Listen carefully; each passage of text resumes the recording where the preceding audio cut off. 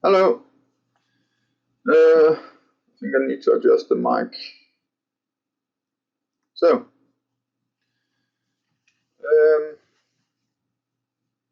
it seems like we have been kind of having too much success in expert in teams and here in the context of WiFarming. The previous year of expert in teams, the focus has been there's been problems with motivation that was not realistic enough. What I've seen so far is that it seems like the context that we are working within WiFarming, as you can see here, let's see if I can get it, that you have this context where we had different topics you could work with, and it seems to be quite motivating for you. But if you look at the learning goals here, remove this one, it seems, or you can see that the learning goals are your skills you're supposed to obtain when you have fulfilled expert in teams, and that's what we're also grading you on, is that you should be able to manage milestones, plans, analyze the skills in the team, and here document collaboration, the collaboration process. And that's that you reflect on what works and what doesn't work and why.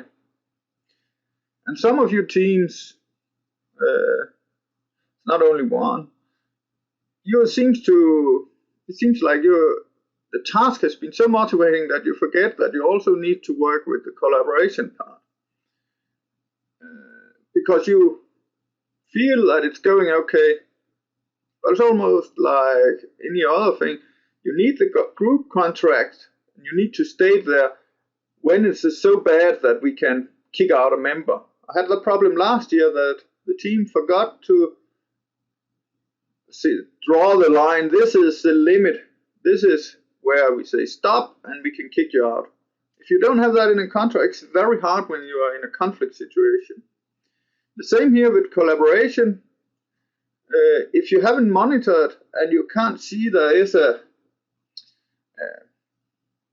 development which is bad, let's say you start with a very good score in the Collaborameter, I'll come back to that, or GPIT, and then it starts to change. This one will help you to put words on it. And I say this because I felt it myself. I have managed several projects now, and I haven't used these tools. I haven't taken my own medicine. And I start to realize that if I've done that, it could also be within the group I'm kind of managing biosystem engineering. If we kind of use these tools, here we present two, Collaborameter and GPIT, could be something else. And I also say that you don't have to use these two if you can argue why you're taking some other tools. But let's take the Collaborameter.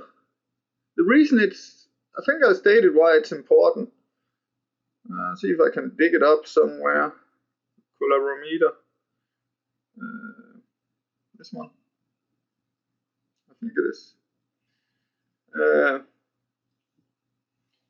This one is supposed to help you to monitor how the group is performing with regard to motivation, and it's quite simple. It doesn't take a lot of time. That's also important. Don't use all your time on it.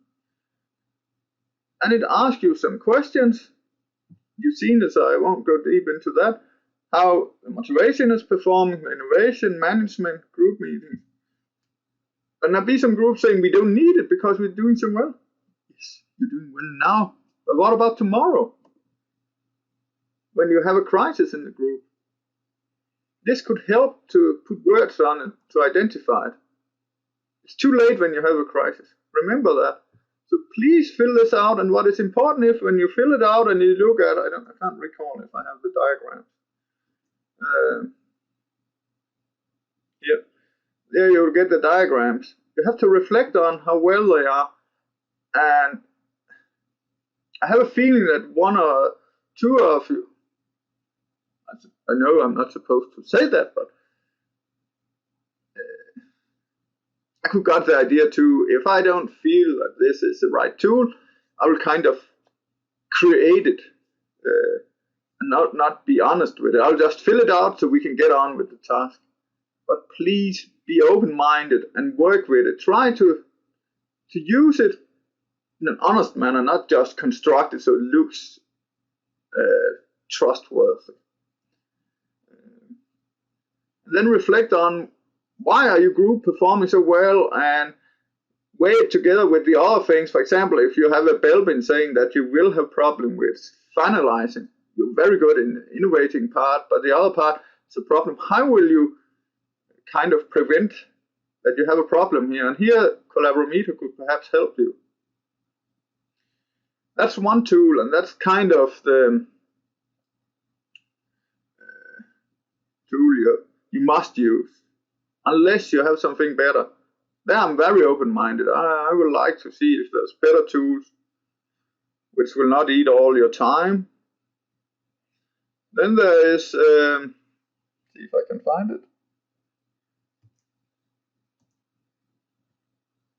group activity impact. I just have some random numbers, some names here, but you saw that you're supposed to be able to make a time plan, deliverables along that stuff. If you have the activity and deliverables kind of aligned here, then this one will be relatively easy to make and maintain, so that there's no discrepancy between the activities you have in your timesheet or Gantt chart and what is here. And of course it can be good and bad, but what is important, if I have it, okay, I was in the bottom of this one, is that if you have a group member which are beginning to have problems, could be private reasons. I think my little laptop is overloaded with something at the moment, so scrolling is not the core competence. Then this here will show up, and you can start to put words on it and reflect on it. How will you solve it for the next time? And it's very important, if you just use these two tools, you're kind of working with it, you start to put words on it, you start to talk about it, and it's also what we will use at the exam. So to make a long history short, please take these tools serious.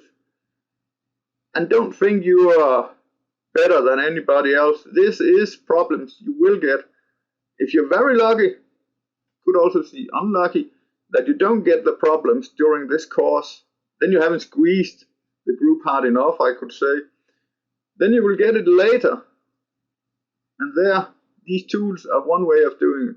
Not doing anything is a bad thing, that I can say by experience.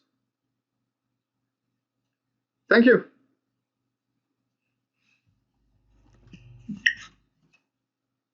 See if I can stop this one.